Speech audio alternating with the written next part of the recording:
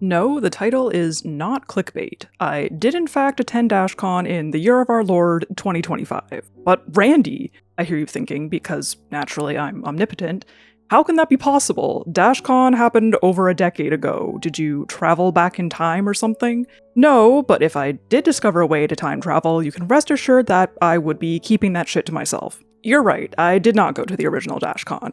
I went to the sequel, Dashcon 2. But what even is Dashcon?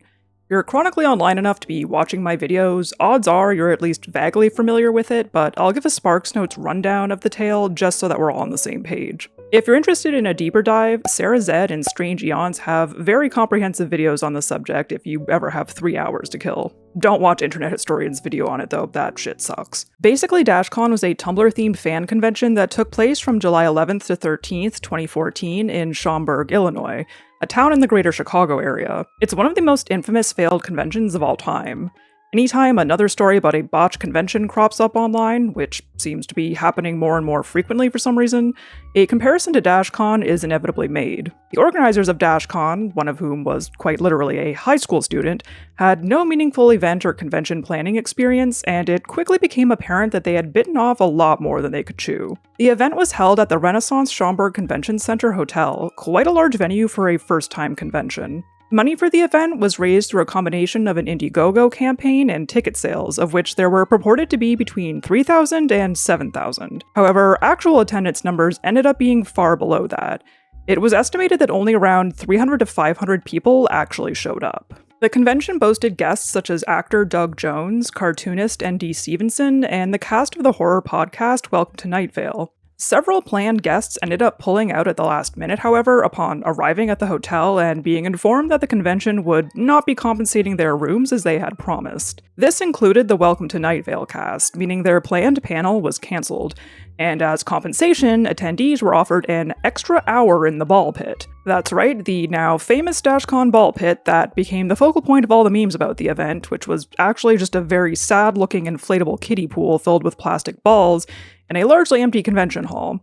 It had nothing whatsoever to do with Tumblr or any of its associated fandoms, but has since become synonymous with Dashcon. Probably the biggest controversy of the weekend came at 9 p.m. on the very first day, when the organizers gathered all the attendees into the ballroom and announced that they were on the hook for $17,000 from the venue. Apparently, they had an agreement with the Renaissance Hotel to pay for use of the convention center gradually over the course of the weekend as more ticket sales came in. But all of a sudden the hotel was demanding that they pay up front, lest the con be shut down. The organizers said they thought this was because the hotel didn't like the con-goers, but I think it's more likely that they saw how few attendees there were and realized they would likely not be getting paid at the end of the weekend. They implored the crowd, many of whom were teenagers who had already spent a lot of money just getting there, to donate whatever cash they had in order to raise the $17,000 and save the con. Not that there was really much to save in the first place. They also solicited donations online via PayPal, which is what started to tip off the Tumblr users who weren't at the con that some shit was going down. They were ultimately able to raise the money and the con proceeded, although I think it kind of put a damper on the mood for the remainder of the weekend. I didn't attend the original Dashcon because I was 16 and lived in Canada, but I did watch everything go down in real time from behind my screen, thanks to all the people at the con who were live blogging it. However, as stories began to spread across Tumblr and the wider internet and became mixed with posts from trolls and memesters who were not actually at the con, fact started to blend with fiction. Probably the most famous Dashcon urban legend was that someone had peed in the ball pit. Some attributed this act to a 4chan user who had managed to infiltrate the con. Tumblr old heads will remember the great Tumblr 4chan rivalry of the early 2010s. There's no evidence this actually happened, though, and the post that likely started the rumor appears to have been made as a joke by someone who was not at the con. Another popular rumor was that someone gave birth in the ball pit, but that's a lot more far-fetched than the piss one, so I think most people spreading this were doing so with the knowledge that it was a joke. A lot of people also seem to think that Dashcon was a deliberate scam orchestrated from the outset to steal people's money. I can definitely see why you would think that, given the whole $17,000 thing, the fact that no one ever received any refunds, and the extremely half-assed explanations and apologies the organizers posted on their blog after the fact, but I actually don't think that this was the case. I think it was just a deadly mix of good old-fashioned incompetence and delusion. Despite this catastrophic failure, the organizers were adamant that Dashcon would be happening again in 2015, and that they had learned from their mistakes, but it wasn't long before this follow-up event was quietly cancelled. Probably for the best. Dashcon would gradually fade away over the years to become something people only referenced anytime another disastrous event made headlines, or occasionally looked back upon in a "I can't believe that actually happened" kind of way. Tumblr too would become a much less prominent website in the years following Dashcon. Until July 31st, 2024. This was the day Strange Eons released her 2-hour-long oral history of the original Dashcon, in which she pieces together the true events of the weekend through interviews with people who were actually in attendance. It was an excellent watch, but at the very end of it, she drops a bombshell. Dashcon is going to be happening again, and in Toronto no less, a city I live a mere hour away from. The date was set for July 5th, 2025. Many people were understandably skeptical about a Dashcon revival, but I immediately knew that whether it ended up being a disaster or not, I needed to be there. But upon looking into it a bit more, it quickly became evident that Dashcon 2 had a much greater chance of success than its predecessor. First of all, it was being organized by a completely different group of people than the first Dashcon. Dashcon 2 was conceived by friends Avis and Simone, both of whom had experience organizing community events and volunteering at conventions. They realized that the failure of Dashcon 1 was largely a skill issue, and that with their combined experience and the right team, they could probably do a much better job. When they learned that Strange Eons was making a video about Dashcon, they reached out to her with their plans to revive the convention. Strange Eons has said that she has received several emails over the years from people claiming to be organizing a Dashcon 2, but that Simone and Avis were the first to actually pass the vibe check.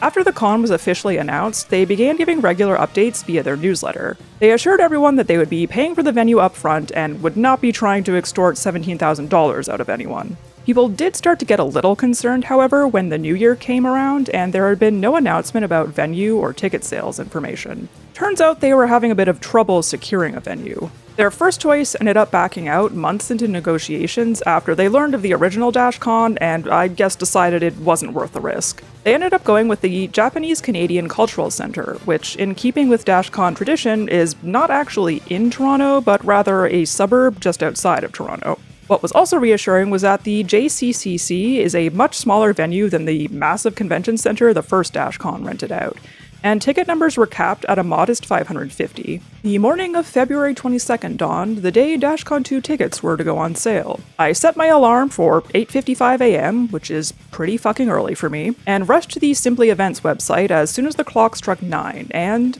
the site was down. I spammed the refresh button fruitlessly for the next 20 minutes, but by the time I was able to get in, the tickets were sold out. I wasn't going to Dashcon 2. While it was definitely a responsible decision to start small, it was clear they could have put on a much bigger event if they'd wanted to. But I am once again reading your thoughts, and you're now thinking, Brandy, at the beginning of the video, you claimed you went to Dashcon 2, but now you're saying you didn't get a ticket. Something's not adding up. Well, my friend, that's where my absolute GOAT, Narita, aka Toad Type, comes in. I had just managed to come to terms with the fact that I would not be part of history and would have to hope that there would be a Dashcon 2 the following year, when my sister hit me up a couple of weeks before the event and said her friend had bought a ticket, but had just been accepted into the Artists Alley and wouldn't be needing it anymore. So she very kindly sold it to me. Everyone say thank you, Narita, and make sure to check out her art on Instagram. I bought a really cute sticker sheet from her at the event. I was far from the only person hoping to go to the con who wasn't able to snag a ticket. On the other hand, there was Doc, who in the fiasco of ticket sales somehow ended up with an extra ticket. Instead of just selling it, he created the Dashcon 2 Trials blog, and went around reblogging people's posts where they lamented being unable to get tickets, inviting them to compete in his trials. Yes, he made people compete to win his spare ticket. There were 3 trials, all held virtually. The Trial of Mind, a Kahoot quiz on Tumblr lore, the Trial of Body, a Minecraft parkour course of the JCCC, and the Trial of Spirit, a Tumblr-themed Quiplash game. The winners of each of these trials would then compete in the final trial, Tumblr Jeopardy! The winner of this would receive the ticket. However, the Dashcon 2 organizers got wind of this and graciously offered to allow all 3 finalists to come to Dashcon in exchange for Doc letting them use his Kahoot subscription for the My Immortal Kahoot that was going to be held at the con. There was also the Dashcon 2 or Busts Discord server, which again sprung up in the wake of the ticketing debacle in order to facilitate ticket exchanges between people, but eventually expanded to include channels for meetup planning, finding hotel roommates, cosplay help, and just general chatting. I joined the server shortly before the event, and it was really cool to see people connecting with each other. I was surprised how many people were traveling significant distances just to come to this event. I've lived in Canada my whole life, so I'm used to people just kind of forgetting that this country even exists, let alone willingly coming here. There were people coming from across Canada, the United States, and I even met one person at the con who said they had come all the way from the UK. Unfortunately for these folks, the closest hotel to the event was the Toronto Don Valley Hotel and Suites, a hotel that has many Google reviews suggesting there may be a bed bug problem, so it became a bit of a meme within the Discord server to warn people off staying there. It is currently unknown whether anybody contracted bed bugs as a direct result of attending Dashcon 2. If you did, comment down below. At last the day arrived. The event was running from 9:30 a.m. to 9:30 p.m., but I sure as fuck wasn't going to show up the minute it opened because it's over an hour drive for me, and as I mentioned, I would rather play in traffic than be awake before 8 a.m. I had planned to get there around 11:30 because that's when the panels I wanted to go to started, but I recently learned that I have ADHD and time management has never been my strong suit, so I think I actually got there around 12:30. I figured most people be there would be cosplaying fandom-related things or wearing fandom merch, so I decided to represent the aesthetic or hipster side of Tumblr, since I made that Tumblr aesthetic deep dive series a few months ago, and went with an Arto-inspired look. After traversing the dreaded 401, North America's busiest highway that is as wide as 18 lanes in some spots, I arrived at the JCCC. It was a really nice venue, a little small and a bit crowded in some areas, but it was very easy to find where everything was. I'm a bit directionally challenged, so at bigger conventions like Anime North, my ass is getting so lost. Almost immediately upon entering the venue, I saw Strange Eons. I did not go up to her, however, because there was already a small crowd of people around her wanting to say hi, and I didn't want to be annoying. And also because I have crippling social anxiety. She and her girlfriend did walk in front of me when I was filming the IRL Horse Plinko, though. And you can actually see this exact moment in Strange Eons Dashcon 2 video that she just posted. You can really see how absolutely wretched my posture is here, my god. After getting the lay of the land, I went to Strange Eon's panel on internet archaeology at 1 p.m. Oh, also, Swell Entertainment was at the convention too. She already put out a video on it that you may have seen, and I'm pretty sure I saw her from across the room at Strange Eon's panel. Anyways, the most important thing I learned from this panel was that the greatest research skill you can have is being a nosy bitch who wants to find out, which, yeah, that's pretty much why I started doing YouTube. This panel was predictably very popular. It was standing room only, or in my case, sitting on the floor room only because I hate standing. At the same time, the Muppet Joker Bible reading panel was happening in the adjacent room, and occasional shouts and cheers could be heard through the walls. Don't ask me to explain what the Muppet Joker is, that could be a whole other video in itself. Basically, he's like the closest thing Tumblr has to a celebrity or influencer. TikTok has Charli D'Amelio, Instagram has Kylie Jenner, and Tumblr has the Muppet Joker. For the past year or so, the Muppet Joker and Strange Eons have had something of an online rivalry, and that was all going to come to a head at 2 o'clock in the inflatable jousting pit to determine who is the ultimate Tumblrina. Or something, I don't really know. The tension and excitement in the crowd was palpable as the two foes faced each other at long last. There were to be 3 rounds, and the best 2 out of 3 would win. In the first round, the Muppet Joker went down almost immediately, but he quickly exacted his revenge in round 2. In the third round, the Muppet Joker was hit and struggled to maintain his balance for a second before he fell for the final time, leaving Strange Eons the victor. His limp corpse was then dragged out of the ring as he was Kung Pao penised and given a musical tribute by the Musical Interdudes, an a cappella musical comedy group from the University of Waterloo. After that, I was fucking hungry, so I decided to grab a bite to eat. The con was catered by Oak Park Deli, which I think was a great decision because I hate nothing more than going to an event and finding out that they don't have any fucking food. However, by the time I got to their stand, they had sold out of a lot of things, so my two options for meals were either lasagna and salad or chicken fingers and fries. The line to get food was also pretty long, and it was kind of a narrow hallway with a bunch of other stuff, like the merch table and horse plinko. I did get a good view of the Tumblr Sexy Man shrine while I was in line, at least. My only suggestion for the future, assuming they do this again, would be to maybe have a couple food trucks or stands outside in the parking lot, sort of like Anime North does, so that there are more options and more space. I imagine that's probably more expensive though, so I understand why they didn't do that this time. Anyways, I ended up getting the lasagna and it was pretty good. I ate it in the quiet room, which was another thing I was very glad they had as someone who gets overstimulated and overwhelmed really easily. My only criticism of that was that it was a bit small. I saw a few people come in while I was there and then leave because there weren't any free seats. Obviously, they just had to work with what was available at the venue, but maybe they could have had multiple quiet rooms. Because, let's be real, the majority of people at this event were probably neurodivergent and would benefit from a quiet place to decompress for a minute. By this time, there was no longer a lineup for the ball pit, which was still just a kiddie pool filled with balls, of course, so I had to check that out. And if you would believe it, I found piss in there. When I wandered back over to the stage area, there appeared to be some sort of how bad can I be drag performance going on, something that could probably only take place at a Tumblr convention. Then it was time to check out the Artist Alley, my favorite part of any convention. They had a decent amount of artists for a small first-time convention, including some of my faves.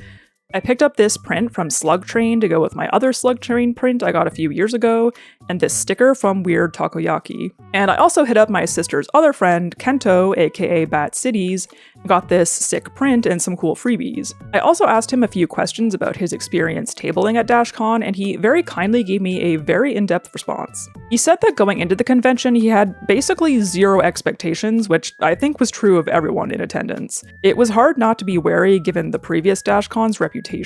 The highlight for him was the community of passionate, like-minded people coming together to celebrate Tumblr history and fandom culture. The energy was really positive all around, and in terms of sales, he said he did pretty well. And yeah, the Artist Alley was definitely busy anytime I went in there. That being said, he did have a few minor criticisms. Firstly, he noted that the price of a table was a bit high for a small first-time con, and that if you wanted to have an additional person at your table assisting you, you had to pay an extra $45. This struck me as a bit odd too, because in the past I've helped out a friend who sold at small conventions, and we didn't have to pay anything extra on top of the regular table fee for me to be there. This was especially problematic because the con ran for 12 hours and the Artist Alley was open that entire time. Meaning if an artist wasn't able to have someone with them, they wouldn't have any opportunity to take a break to eat, use the bathroom, or just check out the rest of the con. I understand that the con ran for that long because it was only a one-day event, but Kento pointed out that the Artist Alley probably didn't need to be open the whole time, and I agree. He said that by the end of it, the vibe in the alley was just one of complete exhaustion. Another thing he pointed out, which I noticed as well, was that the organizers didn't really highlight or promote the Artist Alley all that much. In their newsletter and Tumblr posts leading up to the event, the fact that there was going to be an Artist Alley was barely mentioned, which I found a bit strange because usually that's a focal point of fan conventions. Similar to the general attendees of the con, there seemed to be a lot of artists who came from outside of Canada. Kento and Narita only got off the waiting list after several US-based artists cancelled at the last minute due to the Canada-US border situation. This wouldn't necessarily be a bad thing, except the Dashcon 2 website specifically mentions wanting to celebrate local artists. There's certainly no shortage of artists in the Greater Toronto area whose work would be a good fit for the Dashcon crowd, so if that was really what they wanted to do, I'm not sure why they were even accepting applications from people outside of Canada. But overall, Kento said he had a good time and that he would do it again. Shout out to him for letting me interview him, and go check him out on Instagram as well. My final activity of the day was the Crow Exchange. A huge crowd of people gathered in the ball pit room to trade little trinkets with each other. I brought some stickers I had made and received a wide array of items in return, including this, Dashcon 2 bracelet, and this, I'll have to get a better close-up of it, this piss bracelet. And honestly, this was sort of the highlight of it all for me. You could really feel the camaraderie and excitement in the room. Total strangers were coming up to me and offering me little things they had made, and it was just really nice. I felt like I was among my people at Dashcon too, the weird, queer, nerdy freaks who had been ostracized from most of mainstream society. There were so many great cosplays, from big Tumblr fandoms like Homestuck to beloved Tumblr memes like the Children's Hospital, Do You Love the Color of the Sky, and 3 weed-smoking girlfriends. A few people even recognized me and said hi. I know I made a post saying I would be at Dashcon 2 and to say hi if you saw me, but to be honest, I didn't actually expect anyone who watched me to be there. So if any of you guys are watching, thank you. It was so nice to meet you. I didn't stay till the very end of the con because I was running low on spoons once the Crow Exchange wrapped up, but overall I had a really great time. Dashcon 2 was not a disaster, and I really hope they do a Dashcon 3. Or a Dashcon 2 too. And if they do, and you'd like to see me there, maybe you could, like, I don't know, ask them to invite me as a guest or something? Well, if you were morbidly curious about Dashcon 2, there you have it. That's my honest review. Did you go to Dashcon 2? What did you think of it? If you didn't, would you go if they have another one? Let me know your thoughts down in the comments. As always, thank you so much for watching. If you enjoyed this video, liking, commenting, sharing, subscribing, or becoming a member are all very much appreciated. I'll catch y'all in the next one, which hopefully will be soon because I've already finished writing it. Okay, bye. Huge thank you to all my channel members, and an extra special thank you to my Pookies, Raven, B. Lake, Molly, Spend My Savings, Andy Huiskins, Sir Squidward Tortellini, Johannes Refnison, Buttered Paranoia, Vada Huff, Sebely Sam, Ryuji is a Phantom Thief, Theo Gretz, Mellow Streep, Inu Shampoo, Star Lover, Satanic Panic, Rex Nola, Damian Bestie, Sebastian Brady, Mr. Logan 1223, and Waimu. You guys are the best.